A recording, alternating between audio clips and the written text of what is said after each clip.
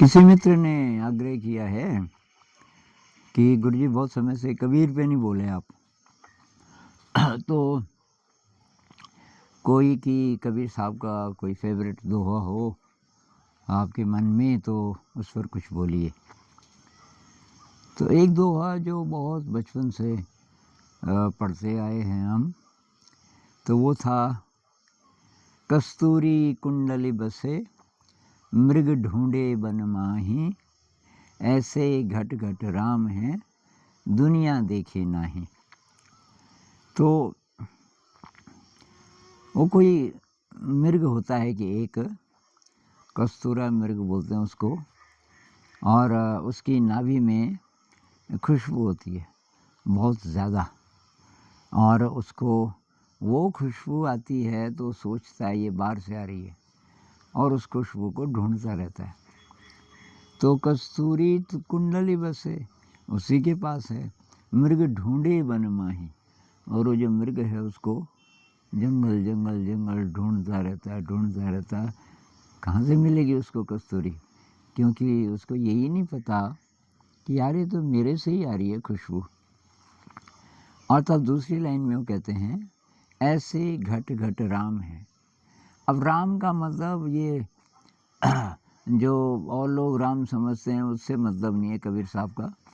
वो किसी देवी देवता इत्यादि इत्यादि की बात नहीं करते, वो तो अनुभव की बात करते हैं। परमात्मा एक अनुभव है, उसका कोई भी नाम लो या न लो, तो वो अंदर है। अंदर की यात्रा करोगे तो आपको वो खुशबू मिलेगी, परमात्मा की खुशबू मिलेगी। जिसको मिल गई बस वो तो माला माल हो गया, क्योंकि बाहर का जगत तब उसके लिए मिथ्या हो जाता है। जो आध्यात्मिक लोग कहते हैं ना, जो काफ़ी गहरे चले जाते हैं कि जगत मिथ्या, ये पहले से नहीं बोल सकते हम जगत मिथ्या।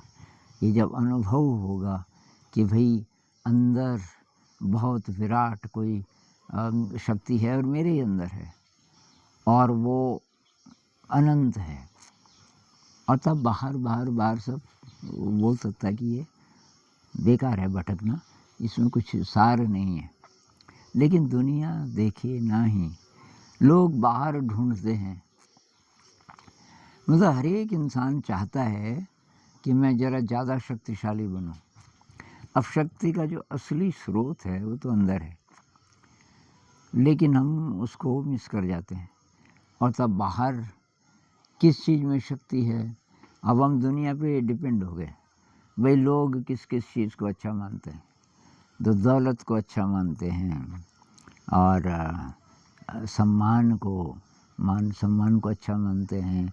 जिस चीज़ को लोग अच्छा मानते हैं, जिस चीज़ को सफलता मानते हैं, तब लोग उसके पीछे पड़ जाते हैं। और वो ऐसा ट्रैप है कि कभी संतुष्ट नहीं होने देता। कोई अब अरबपति बन गया तभी भी वो खुश नहीं है, उसमें खुशी हो ही नहीं सकती, क्योंकि आप गुलाम बन गए दुनिया के। अब आप महत्वपूर्ण इसलिए होंगे कि लोग कहें, अब लोग ना कहें तो। अब ये बड़े बड़े ऑफिसर होते हैं ना, जैसे IAS ऑफिसर, पुलिस के बहुत बड़े ऑफिसर, तो अब पावर से काम लिया ज़िंदगी भर, तो जब रिटायर हो जाते हैं अब घर में पड़े रहते हैं, अब कोई नहीं पूछता, कोई पावर नहीं, तो बहुत मिजरेबल। क्योंकि तब उनको पता चलता है यार कुछ नहीं हूँ मैं, वो तो उधार की पावर थी ना, वो पावर तो आप जिस जगह थे उस जगह के हिसाब से आपको मिली उतनी देर के लिए। असली पावर कहाँ से आएगी, वो अंदर की चीज़ है जो कि संत लोगों के पास होती है, तो उसके लिए थोड़ा गहरे जाना पड़ेगा। अब इसमें भी, अध्यात्म में भी लोग भटकते ही रहते हैं। जो बहुत सारे लोग बोलते हैं हम आध्यात्मिक हैं, तो वो करते क्या हैं कि साहब अब पूजा कर रहे हैं, व्रत कर रहे हैं, ये सब बार बार की चीज़ें। मुझे कई लोगों ने बोला कि ज्योतिष तो है, ज्योतिष की क्या जगह है हमारी ज़िंदगी में। अरे मैंने कहा ज्योतिष होगा, अब एक्यूरेटली किसी इंसान के बारे में ज्योतिष बता दे, इतना प्रकांड ज्योतिष पता नहीं किसी के पास अब है कि नहीं है, लेकिन हो भी तो उसकी ज़रूरत नहीं है। आप ध्यान कीजिए, ध्यान से आपको सारी शक्ति मिल जाएगी। और अगर ज्योतिष के हिसाब से ऐसा है कि जी शनि की दशा लगने वाली है या लगी हुई है इसलिए कष्ट है, उसके निवारण के लिए ऐसा किया जा सकता है, अंगूठी पहन लो, ताबीज़ पहन लो, पूजा कर लो। अरे कष्ट से डर क्यों रहे हो? आने दो कष्ट। कष्ट तभी आएगा जब आपने कुछ अकुशल कर्म किए होंगे, तो वो कष्ट तो आएगा ही कभी न कभी, आपको डील करना पड़ेगा उससे। क्यों उससे तुम भाग रहे हो? क्यों ज्योतिष की मदद ले रहे हो? अब व्रत है कि सब देवता को खुश करना है तब मैं पास हो जाऊंगा, या कि कोई पूजा है इत्यादि। अब व्रत मतलब अपने प्योरिफिकेशन के लिए तो कर लो, पर उससे कोई देवता खुश होगा? कई लोग कहते हैं कि हमारा जो कुल देवता है पूजा नहीं हुई और रुष्ट वो रखें। अरे देवता कभी रुष्ट होगा? देवता कभी रुष्ट नहीं हो सकते। दूसरी बात, जो ध्यान करते हैं वहाँ देवता लोग अपने आप आ जाते हैं। बुद्ध कहते हैं रमन्ते तत्र देवता, जहाँ कोई ध्यान करते हैं वहाँ की देवता, क्योंकि देवता लोगों को ऐसे इंसान की ज़रूरत होती है जो ध्यान करे। देवता लोग की ध्यान नहीं कर पाते, ऐसा कहते हैं। तो जब वो मरेगा तो अपने लोक में ले जाना चाहते हैं उसको, ताकि वो ध्यान सिखाए देवता लोगों को, ऐसा कहते हैं।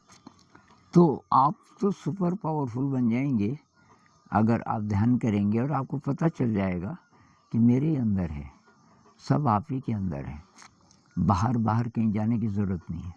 अब कल्पना कीजिए, अगर आप दुनिया से कंपेयर मत करो अपने को, दुनिया के हाथ में अपनी ज़िंदगी मत दो, और आप धीरे धीरे ध्यान के रास्ते से शक्तिशाली बन गए। आपको पता चल गया मेरे अंदर है, अब ज़िंदगी बहुत सरल हो गई। कोई देखे ना देखे आपकी तरफ, कोई आपको महत्व दिए ना दे, आपको ज़रूरत ही नहीं है दुनिया की। आप अपने में मगन, आप बच्चे की तरह बन जाएंगे। छोटा बच्चा है 1.5-2 साल का, खेल रहा है, मस्त है, उसको किसी चीज़ की ज़रूरत नहीं। और क्राइस्ट भी कहते हैं ना, आपको स्वर्ग तभी जा सकते हो आप जब आप बच्चे की तरह बन जाओ। तो बच्चे की तरह बन जाओ मतलब सुपर पावरफुल, और दुनिया पे निर्भर नहीं, एकदम इनोसेंट, एकदम पावरफुल।